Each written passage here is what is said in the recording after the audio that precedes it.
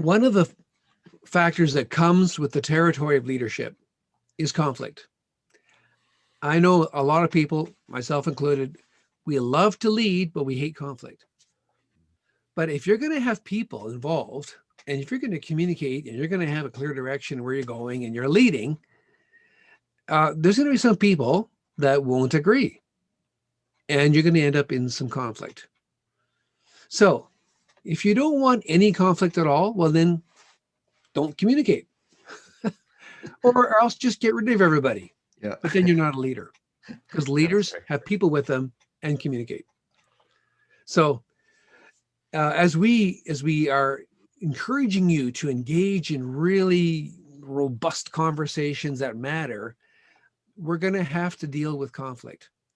And a point of encouragement is that Jesus had to deal with conflict. He came with a wonderful life message, a beautiful message of offering eternal life to everybody. You talk about a positive message, and some people didn't like it, didn't like how he was doing it, didn't like when he was doing it. And he ended up in conflict.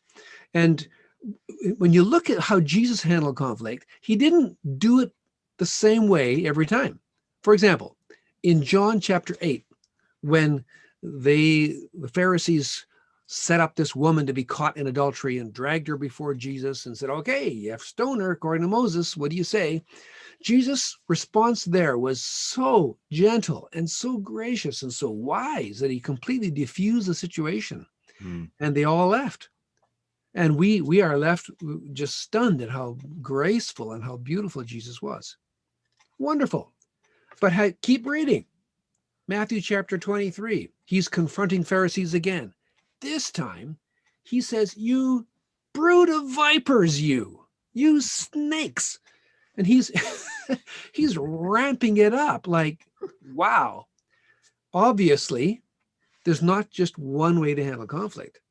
We have to understand that there's different kinds of conflict, different levels of conflict that demand a different kind of response. And we as leaders, especially as Christian leaders, we've had this idea that if I'm just nice enough, and if I speak nicely enough, all conflict goes away. Not true. We are going to have to know how to recognize levels of conflict and different ways of responding. So, John, you got to help us with that one. That's a really important question. Yeah, and like you said, no matter what level the conflict is at, many people just try, to avoid it at all costs, and because no one really likes that. Well, maybe there are some people who like it, but they don't have too many friends. Here's a book that you might want to look at, no matter what organization you work with. Now, it's called Antagonists in the Church. But again, it's with any organization, really. Yeah. It was given to me by a board member of a church I had just started serving in as pastor.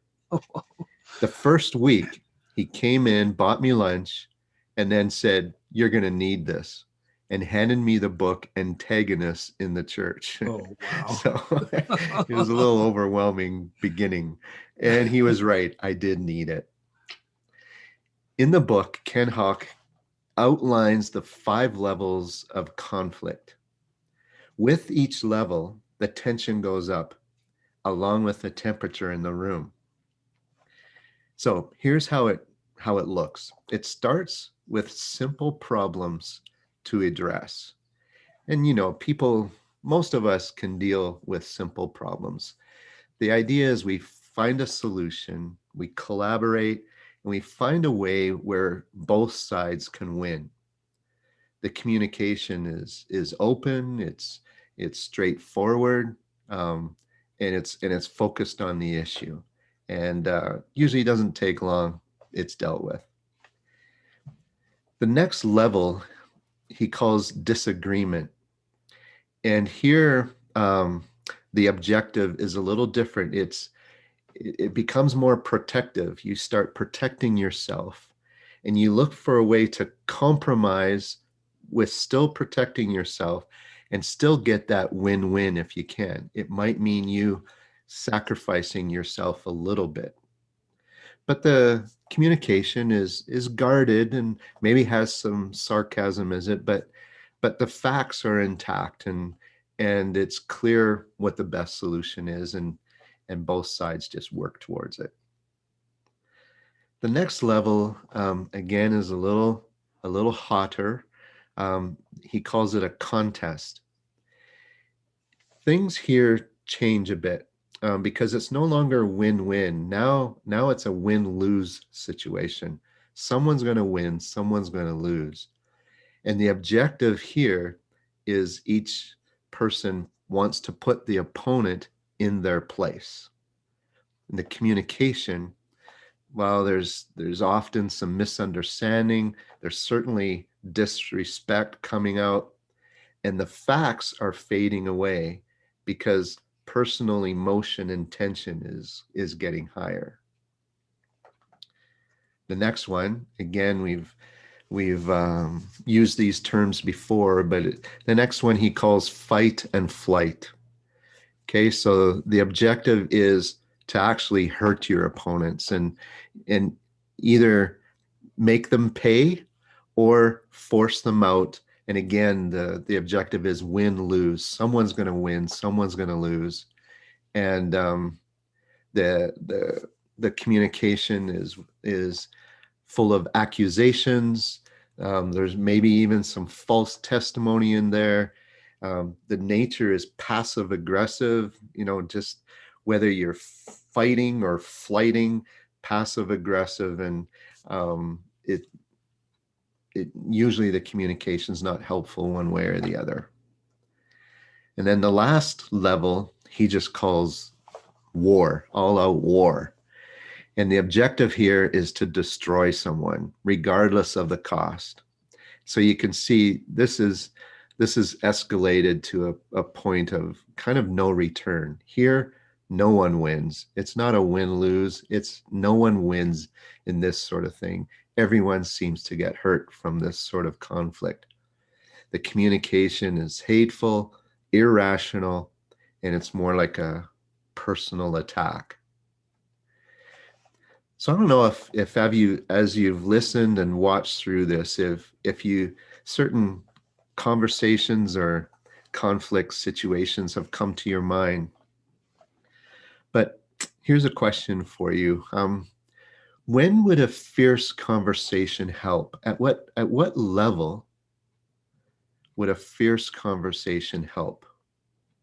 It seems to me that at levels 1 and 2, maybe 3, but that would be questionable, but maybe 1 or 2, at these levels, a conversation, a meaningful, straightforward, good conversation could still diffuse the conflict. But here is some advice. With that in mind, here's some advice concerning the higher tension levels. When people come to you already at levels 3 or 4, you can't expect to deal with it at level 1 or 2.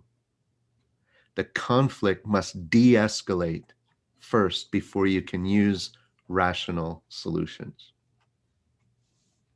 That's really helpful, John, because most of us think, well, if we just, sit down and talk, we can solve anything. Yeah. No, you can't. In fact, John Hauck in his book says, once you get past, once you're at level 3 and especially 4, do not do this by yourself. Yeah. You must get other people in the room. Yeah. It becomes a group thing because it's too hot, too dangerous to do by yourself. Don't try. Yeah. Yeah, that's absolutely true.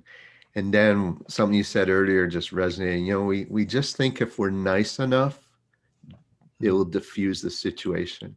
Yeah. But maybe by midlife, we'll become wiser than that. And then again, maybe not. We still try to be, the nice people, and then we get hurt, and it just seems like such an injustice. But we have to, the idea of innocent as doves, but shrewd as snakes.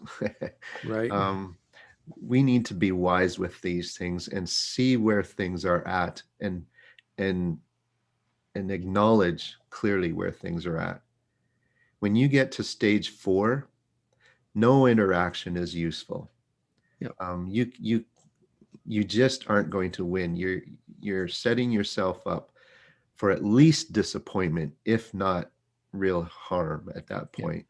At that level, things are out of hand and dangerous, and only distance and time may help. Even distance and time may not even help in that situation. But those are the stages. We're gonna stop this video now and let you just take a look at that again. Let it sink in a little deeper, and then when we come back, we'll look at some ways of resolving conflict, and then look at a very wise process that Jesus himself said, here's how you can handle these things. So it's worth us taking note of.